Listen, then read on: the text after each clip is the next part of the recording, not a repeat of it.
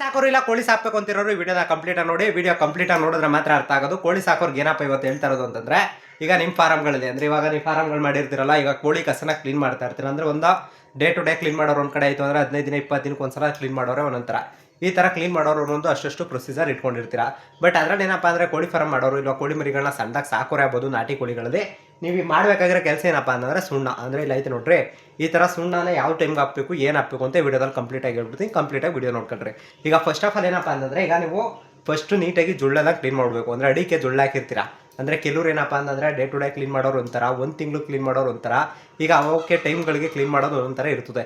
But ಅದರಲ್ಲಿ ಏನಪ್ಪ ಅಂತಂದರೆ ನೀವೇನಾದರೂ ಒಂದು ತಿಂಗಳು ಒಂದುವರೆ ತಿಂಗಳು ಹಿಂಗೆ ಏನಾರು ಕ್ಲೀನ್ ಮಾಡ್ತಾಯಿದ್ರೆ, ನೀವು ಫಸ್ಟ್ ಏನು ಮಾಡಿ ಅಂತಂದರೆ ಅದನ್ನ ನೀಟಾಗಿ ಕ್ಲೀನ್ ಮಾಡಿಬಿಟ್ಟು ಆಮೇಲೆ ನೀರನ್ನ ಸಿಂಪಡಿಸ್ಬೇಕಾಯ್ತದೆ. ಒಂದು 2 ಅವರ್ ಅರ್ಧ ಗಂಟೆ ಬಿಟ್ಬಿಟ್ಟು ಜುಳ್ಳು ಕ್ಲೀನ್ ಮಾಡಾದ್ಮೇಲೆ ನೀರನ್ನ ನೀಟಾಗಿ ಹೊಡೆದ್ಬಿಟ್ಟು ಅದಾದಮೇಲೆ ಸುಣ್ಣ ಹೊಡೆದ್ಬಿಟ್ರೆ ನೋಡಿರಿ ಎಷ್ಟು ಚೆನ್ನಾಗಿ ಕಾಣಿಸ್ತಾ ಇದ್ದದ್ದು, ಇಂಪಾರ್ಟೆಂಟಾಗಿ ಎಷ್ಟು ನೀಟಾಗೈತೆ ಅಂತ.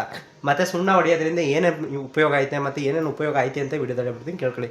ಫಸ್ಟ್ ಆಫ್ ಆಲ್ ಈಗ ಸುಣ್ಣ ಹೊಡೆಯೋದ್ರಿಂದ ನಿಮ್ಮ ಫಸ್ಟು ಈ ಥರ ಸುಣ್ಣ ಹಾಕೋದ್ರಿಂದ ನಿಮಗೆ ಉಪಯೋಗ ಇರುವುದು ರೋಗ ತಡೆಗಟ್ತವೆ, ಮತ್ತು ನಿಮಗೆ ವಾಸನೆ ಇತ್ತು ಅಂದರೆ ವಾಸನೆ ತಡೆಗಟ್ತದೆ, ಮತ್ತು ನೀರು ಮತ್ತು ಈಟು ಈ ಥರದ್ದು ಏನಾರು ಇತ್ತು ಅಂದರೆ ಹೀರ್ಕತ್ತೆ. ಮತ್ತು ಇದೆಲ್ಲ ಒಂದಷ್ಟು ಬೆನಿಫಿಟ್ಟು ಸುಣ್ಣದಿಂದ ಐತೆ. ಮತ್ತು ಕೋಳಿಗಳಿಗೆ ಅರ್ಧಂಬರ್ಧ ರೋಗನೂ ಬರೋದಿಲ್ಲ, ಅಂದರೆ ಅರ್ಧ ಅಂತಲ್ಲ ಪೂರ್ತಿ ರೋಗನೇ ಬರೋದಿಲ್ಲ ಈ ಥರ ಸಿಂಪಡಣೆ ಮಾಡಿದ್ರೆ. ಮತ್ತು ನೀಟಾಗಿ ಈ ಥರ ಮಾಡ್ಕೊಂತು ಅಂತಂದರೆ ಕೋಳಿ ಫಾರ್ಮ್ನ ಕ್ಲೀನ್ ಮಾಡಿಕೊಂಡ್ರೆ ಒಂದು ತಿಂಗ್ಳಿಗೆ ಒಂದ್ಸಲ ನೀಟಾಗಿ ಈ ಥರ ಕ್ಲೀನ್ ಮಾಡಿಕೊಂಡ್ರೆ ತುಂಬ ಅಂದರೆ ತುಂಬ ಒಳ್ಳೆಯದು. ನಿಮಗೂ ವೈರಸ್ಸು ಮತ್ತು ಬ್ಯಾಕ್ಟೀರಿಯಾಸ್ಗಳು ಈ ಥರದ್ದು ಯಾವ ಬರೋದಿಲ್ಲ ಕಂದ್ರಣ. ಟೈಮ್ ಬಂದು 8:30. ಅಂದರೆ 8:30 ಏನಪ್ಪ ಅಂತಂದರೆ ಇವತ್ತೊಂದು ಸ್ವಲ್ಪ ಕೋಳಿ ಬಿಡೋದು ಲೇಟ್ ಆಯಿತು. ಅಂದರೆ ಕೋಳಿ ಬಿಡೋದು ಲೇಟ್ ಆದ ತಕ್ಷಣ ಫಸ್ಟು ಕೋಳಿ ಬಿಟ್ಟಿದ ತಕ್ಷಣ ನಮ್ಮ ಕೋಳಿಗಳು ಯಾವ್ಯಾವ ಥರ ಇರ್ತವೆ ಅಂತ ವಿಡಿಯೋ ಮಾಡ್ತಾರದು ಅಷ್ಟೇ. ಅಂದರೆ ಇನ್ನೂ ಬರ್ತಾವೆ, ಇನ್ನು ಆಲೆ ಹೋಗವೆ.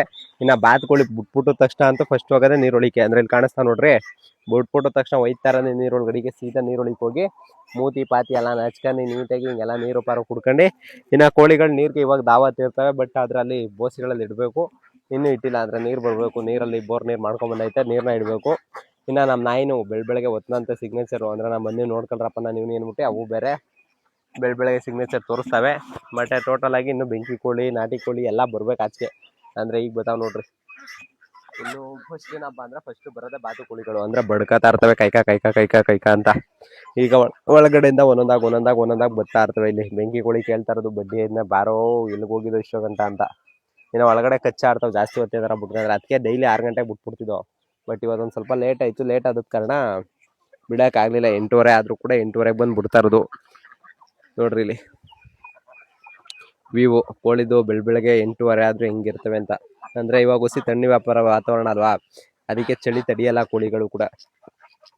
ಅಂದರೆ 6:30ಗೆ ಬಿಟ್ರು ನಡೀತದೆ, ಬಿಡದೇ ಇದ್ರು ಆಯ್ತು, ನಿಮ್ದು ಏನಿಲ್ಲ. ಬಟ್ ಆದ್ರೆ ಏನಪ್ಪ ಅಂದರೆ ಕೋಳಿಗಳು ಕಿತ್ತಾಡಬಾರ್ದು, ಹೊಸಿ ಆ್ಯಕ್ಟಿವ್ ಆಗಿರ್ಬೇಕು ಅಂದರೆ ಬೆಳಗ್ಗೆ ಟೈಮೇ ಬಿಟ್ಕೋಬೇಕು ನೀವು.